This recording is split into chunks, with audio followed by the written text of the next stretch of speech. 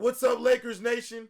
Rumors have been surfacing that the Lakers are interested in Klay Thompson this offseason. But before we get into that, most people watching this video right now aren't subscribed yet, so make sure you hit that subscribe button. And let's get into the rumor mill.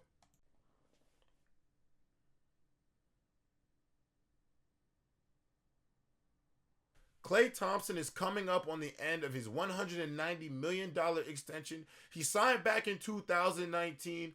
Unfortunately for Klay, the Warriors are not showing him the same signs of commitment as he has shown to the organization. The Warriors are going to let Klay Thompson enter free agency unrestricted, where multiple teams will definitely be vying for the veteran shooter.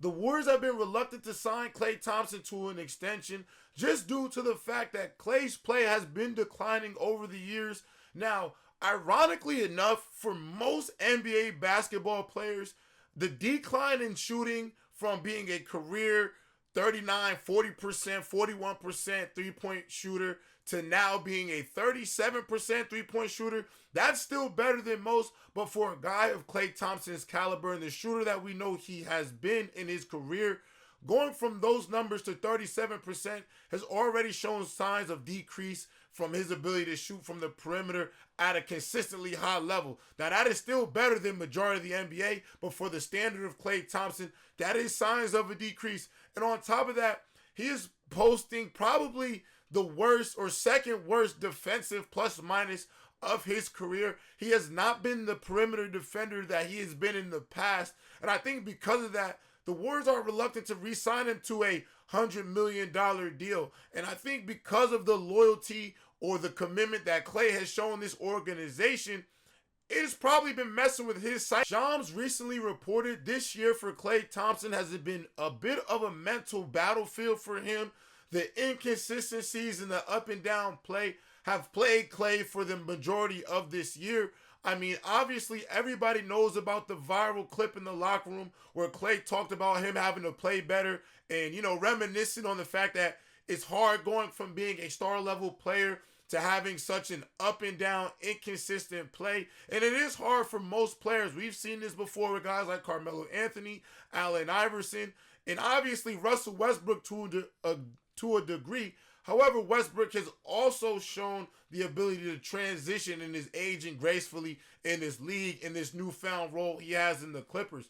Klay Thompson is a player who can also potentially find that role on another team. I think what the issue with Golden State is Klay will always see himself as the second splash brother to Steph Curry, being a part of that legendary core that brought multiple titles to Golden State.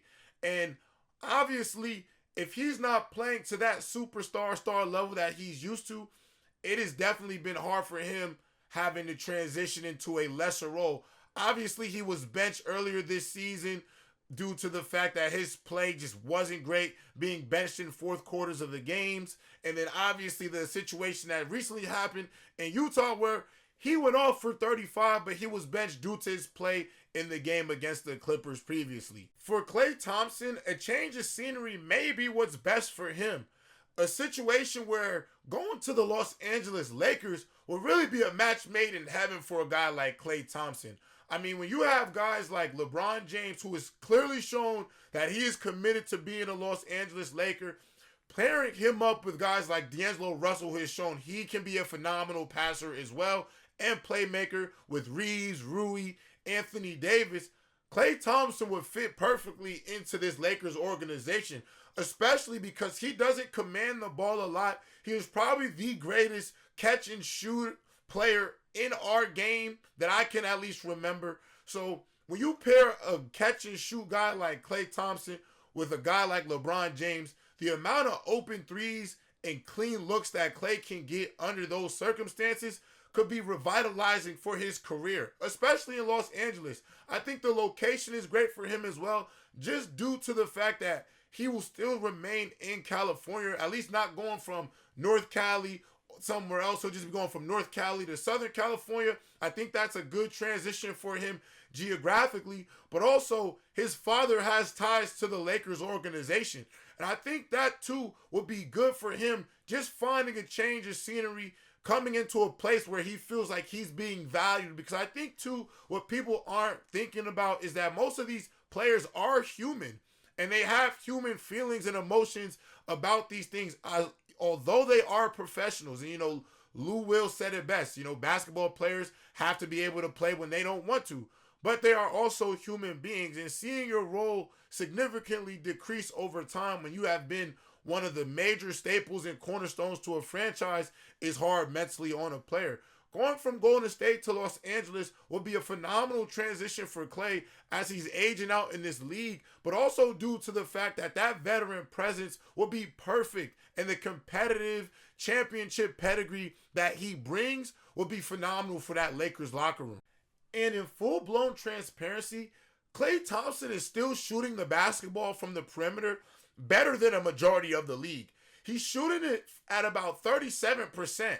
That's not bad compared to what the league average is. I mean, he's still shooting better than most players in the NBA. And I think him going to a team like the Lakers, he's going to get nothing but clean looks.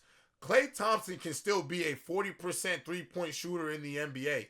And I think some of this has to do with his newfound role on another team. I think his role in Golden State not being what it used to be is definitely affecting his ability to play with the utmost freedom. But I think him transitioning to another team where his shooting will still be valued and his ability to affect the game will still be valued at the level that he potentially wants, I think coming to the Lakers would be a phenomenal move for Klay.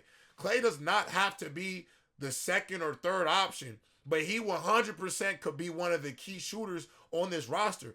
Klay can still average 17, 18 points just from the amount of threes he'll put up, especially on a team like the Lakers. And I also believe, compared to a guy like a Spencer Dinwiddie, he would be an upgrade next season. And I think with the Lakers still looking to bring in a superstar in the offseason, a guy like Trae Young, maybe a Donovan Mitchell, I do think Klay Thompson's value would fit in, because ultimately I don't think Klay Thompson is getting $100 million from many teams in the league, if any, because of obviously his age and the decline in his defensive prowess that he was really heralded for along with his shooting. I think at this point in his career, you're getting more of the jump shooter than the perimeter defender that he used to be. And so because of that, that does devalue him in terms of the money that you pay him. However, if you're bringing in a star-level player in a Klay Thompson, if I'm Klay, I'm looking at this situation in Los Angeles between my father being there, LeBron James, Anthony Davis, whatever key star they bring in the offseason, and myself, this team is still able to contend for titles. So in a lot of ways, a fresh start for Klay would truly be phenomenal, and I think would completely bring back a sense of energy to his career that I think is really being sucked away in Golden State. And with that being said, if you haven't hit that subscribe button, please hit that subscribe button on your way out. Leave a like, leave a comment. I'm J-Rob with Lakers Digest. Peace.